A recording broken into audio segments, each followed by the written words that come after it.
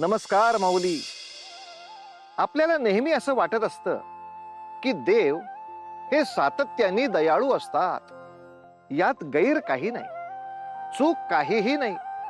कारण आपण हे जाणून असतोच की या सर्व सृष्टीची चक्र भगवंत चालवतायत आणि तेच आपले तारणहार देखील आहेत. पण भगवंतांचं कार्य केवळ सगळ्या जीवांची भरभराट करणं, त्यांचं कल्याण करणं एवढंच नाही, तर त्यांना योग्य ती शिकवण देणं, मानवता, प्रामाणिकता, धर्म यांचं संगोपन होतं का नाही याच्यावर सुद्धा लक्ष ठेवणं हेही आहेच. आणि म्हणूनच मनुष्याच्या वर्तनावर वचक असावा, त्याचं वागणं नेहमी सहिष्णुतेकडे झुकलेलं असावं. म्हणून शनिदेवांची नेमणूक आहे असं म्हणतात. आता न्यायदेवता म्हणून प्रसिद्ध असलेले शनिदेव त्यांच्या दंडात्मक भूमिकेतनं आपल्याला नेहमी शिक्षा आणि दंडविधान देतच असतात.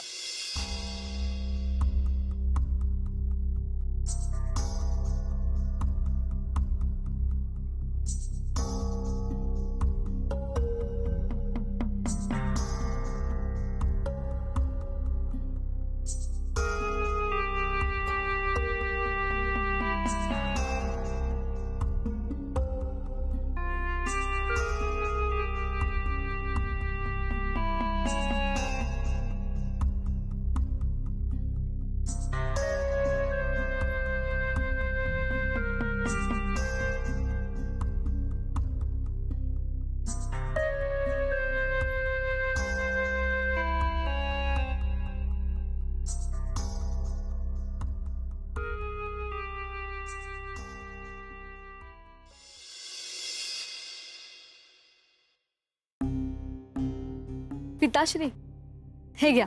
हा. आणि आपण एवढे चिंतित का दिसत आहात? चिंतित? हा, अगं शेतात अद्याप खूप कार्य अपूर्ण आहे. कामाचा खूप भार आहे. सर्वांचे सहाय्य आवश्यक आहेच. आणि आज शनिवार आहे. भगवंताचे सर्व कार्य यथासांग पार पाडायला हवे. पिताश्री, तुम्ही त्याबद्दल निश्चिंत राहा. परंतु शेतीच्या कामाबद्दल मी आई ग आई आई आई आई मेले मी देवा. आई ग काय झालं? अहो पिताश्री, माझा पाय मुडपला आहे. एक पाऊल सुद्धा पुढे टाकता येत नाही आहे. आई ग. अहो, पण मघापर्यंत व्यवस्थित होते, मग आता अचानक कसं दुखणे उद्भवले? म्हणजे ताई खोटं बोलतेय का? नाही नाही, तिचे असे म्हणणे आहे की आपण तात्काळ वैद्यांना बोलावू. चला. नाही नाही, वैद्यांची काही आवश्यकता नाही आहे. मी थोडा काळ विश्रांती केली तर मला बरे वाटेल. हो, आणि मी देखील ताईच्या सहाय्यतेसाठी थांबते इथे. परंतु आज तर मालती. नाही पिताश्री, त्यांचे म्हणणे अगदी बरोबर आहे. आज मी येते शेतावर, तुम्ही काळजी करू नका. आज शनिवार आहे आणि आजच्या दिनी शनिदेवाचे पूजन करणे क्रमप्राप्त आहे. आणि त्यांस नैवेद्यही दाखवणे हे तुमचे कर्तव्य आहे. तुम्ही चिंता करू नका पिताश्री. ठीक आहे, चला आपण शेतावर जाऊ. चला चला. ताई, येते. हा. हो हो.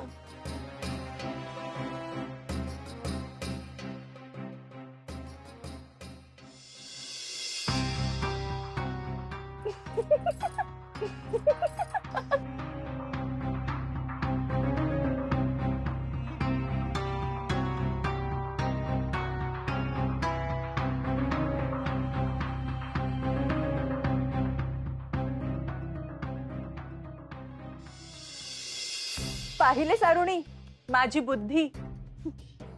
त्या मालतीला घरातून मी कसे पिटाळले ते, सर्वांसमोर असे नाट्य निर्माण केले की सर्वांना वाटले मला खरेच पाय मुडपून दुखणे सुरू झाले आहे.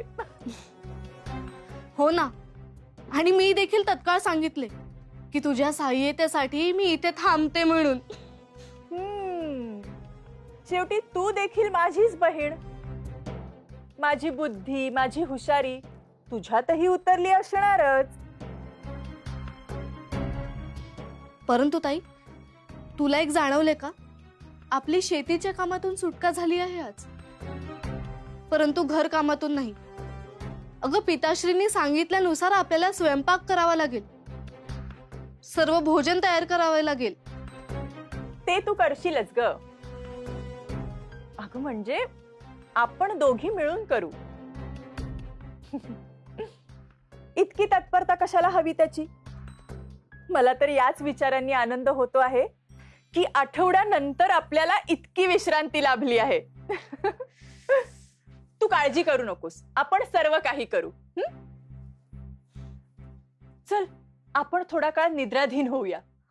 होय ना, मला पण खूप झोप येते. मी येथेच निचते आता. हा, हे ठेव. हो.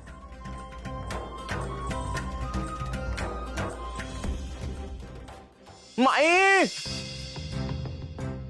ए माई. शिबाई, आता यावेळी कोण आले मरायला? अरुणी, जरा बघ कोण आले आहे ते.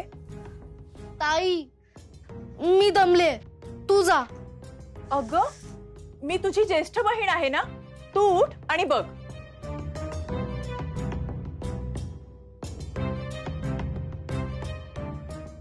माई, ए माई.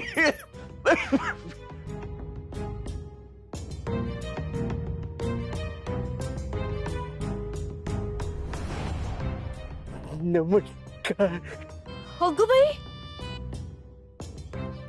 ई, कोण आहात तुम्ही? शी, काय हा अवतार? माई, मी एक भयंकर रोगी आहे ग. माझे सारे अंग ठणकते आहे, अंगाची लाई लाई होते आहे ग माझ्या. हो, मग इथे काय करताय? जा जा बघू इथून. माई, कृपा कर ग माझ्यावर. माझी अवस्था तर पहा. माझ्या अंगाला तेल लाव, आंघोळ घाल ऊन पाण्याने. काय? शी, मी आणि तुम्हाला हात लावायचा? हे काय माझे काम आहे काय? बरं राहिलं 2 घाट खायला तरी दे ग माई. बरेच दिवस झाले पोटात अन्नाचं कण नाही ग माझ्या. आम्ही कुठून देऊ अन्न? आणि अशी याचना करताना काहीच कसे वाटत नाही तुम्हास? जा जा बघू, कष्ट करा आणि स्वतःचे अन्न स्वतः कमवा. अरुणी, अगं किती हा कल्लोळ, कोणाशी बोलते आहेस? शी, हे कोण? माई, तू तरी सहाय्य कर ग मला. बघ माझी अवस्था, सारं अंग ठणकतंय ग माझं. तेल लाव, आंघोळ घाल पाण्याने. शी, उगाच काहीही बरळू नका. आम्ही असे कुणासही घरात घेत नाही, समजले? आणि हे तर म्हणत होते यांना भोजन करायचे आहे आपल्याकडे. काय भोजन? अहो, असे काय करताय? आमच्याकडे असे अन्न मागताना तुम्हाला काहीच वाटत नाही? आणि आम्ही कुठून द्यायचे अन्न? इथे आमच्याच घरात काही नाही, आमचीच झोळी फाटकी, आणि तुम्हाच अन्न कुठून देणार? अहो, असे काय करताय तुम्ही? एवढा मोठा वाडा आहे तुमचा, सदन दिसतात तुम्ही, आणि अन्न नाही म्हणता. खोट तरी बोलू नका हो. अहो, ही काय सधनता म्हणावी का? देखावा आहे, नुसता देखावा. आतमध्ये जाऊन पाहाल ना तर सारे काही रिकामेच आहे, नुसता खडखडाट. हो ना ग? हो ना, मला तर चिंताच लागून राहिली आहे. कसं होणार आपले तरी?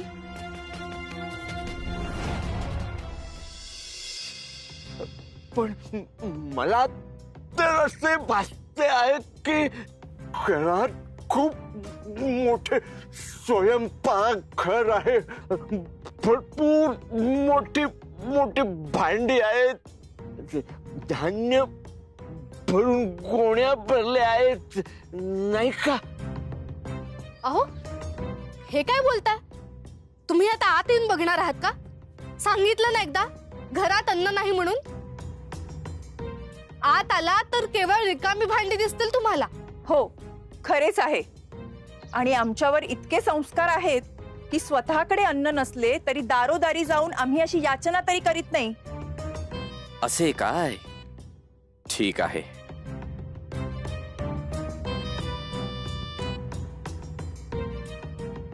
आता काय करावं माई? परिस्थिती असं काही पूर्वकल्पना देऊन येत नाही का? असो, माझ्या नाही ते तुमच्या मनासारखं तरी होऊ दे. येतो आम्ही.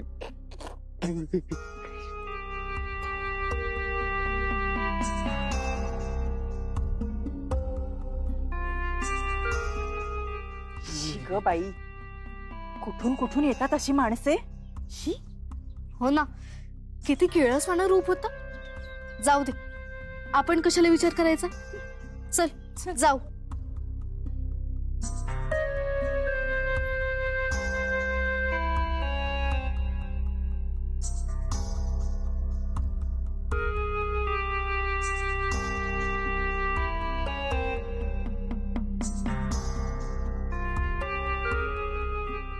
पुत्रींनो, तुम्ही जे काही वागला आहात त्याची शिक्षा आता मी तुम्हाला स्वतः देईन. तुम्हाला आता कळून चुकेल तुमच्याकडनं जो काही अपराध घडला आहे ते. आता बघाच, भोगा आता आपल्या कर्माची फळे.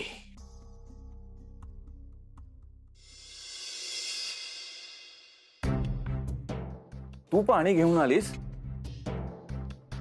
त्या दोघी कुठे आहेत? परमेश्वरा, आज तर इतके कष्ट झाले आहे की भुकेला परिसीमाच उरलेली नाही. अरुणी, अगं तत्काळ भोजन घेऊन ये मला. भुकेने जीव व्याकुळ झाला आहे. अरे, असे स्वतःसाठी काय सांगतोयस? भूक आम्हा सर्वांना लागली आहे ना.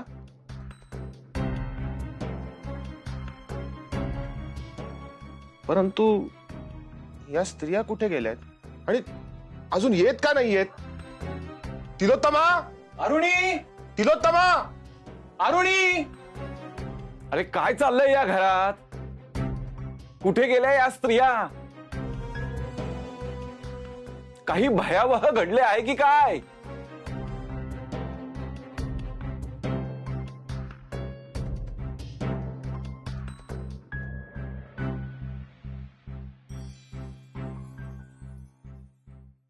आत्ता उगवता आहात? आम्ही केव्हाचे हाका मारतोय. ओ द्यायला काय झालं होतं? ते पिताश्री, आज इतके कार्य होते की तुमचा आवाजच ऐकू नाही आला. हो ना, आणि मी देखील विश्रांतीच करत होते. लक्षातच आले नाही तुम्ही केव्हा आलात ते. तुम्ही सगळे दमला असाल ना, मी सर्वांना जेवायला वाढते. अगं नको. नाही म्हणजे तू देखील दमली असशील ना, तू इथेच थांब. हा, आणि आपण देखील येतेच थांबा, विश्रांती करा. आतमध्ये जाऊन काय होणार आहे?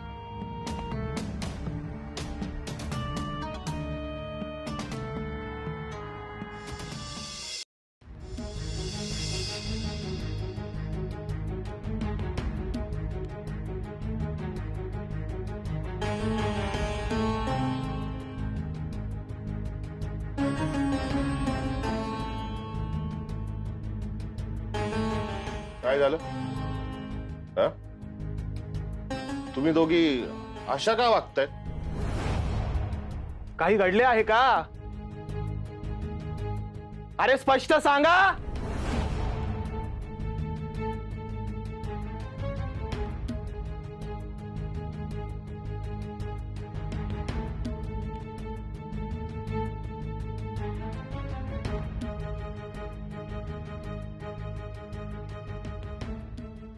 अहो अहो अहो अहो घरात अन्न शिजलेले नाही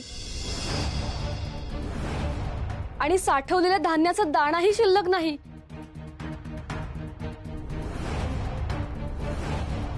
सगळं नाहीसे झाले आहे. तरी मला शंका आलीच होती.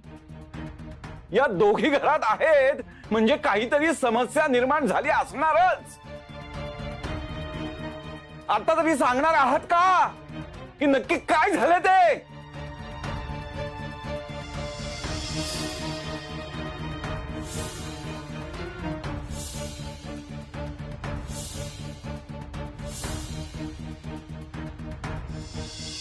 शी बाई, कसली कसली माणसे येतात.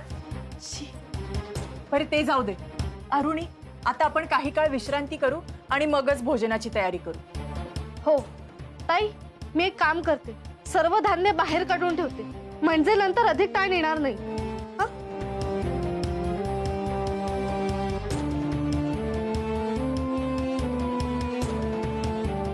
ताई, ताई इकडे ये.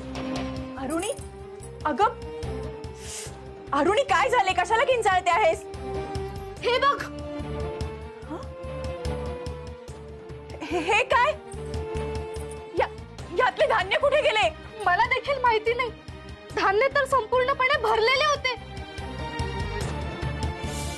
तुम्ही दोघी बनाव करताय. सत्य काय ते सांगा.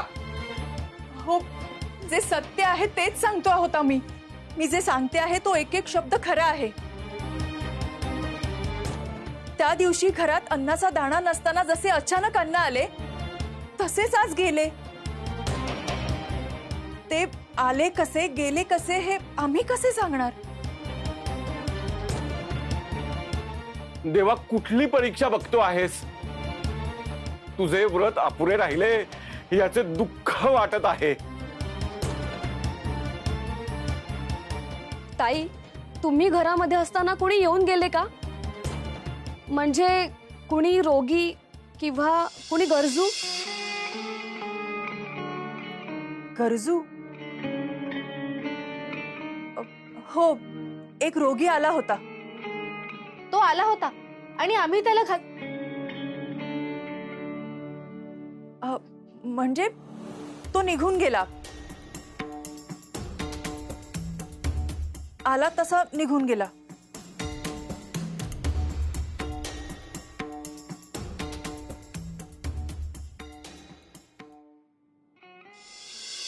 माऊली, शनिदेव प्रसिद्ध आहेत ते न्याय निवाडा करण्यासाठी. आजवर केलेल्या चुका, अहंकार, पापकर्म, पुण्यकर्म यानुसार ते त्या कर्माची फलित आपल्याला देत असतात. असो, आता आपल्या कथेतील मालती आणि या सगळ्या कुटुंबियांच्या आयुष्यात काय होत आहे आणि शनी महाराज कोणत्या रूपाने येऊन इथे निवाडा करतायत ते बघूया पुढील भागात. तोवर उतू नका, मातू नका आणि घेतला वसा टाकू नका.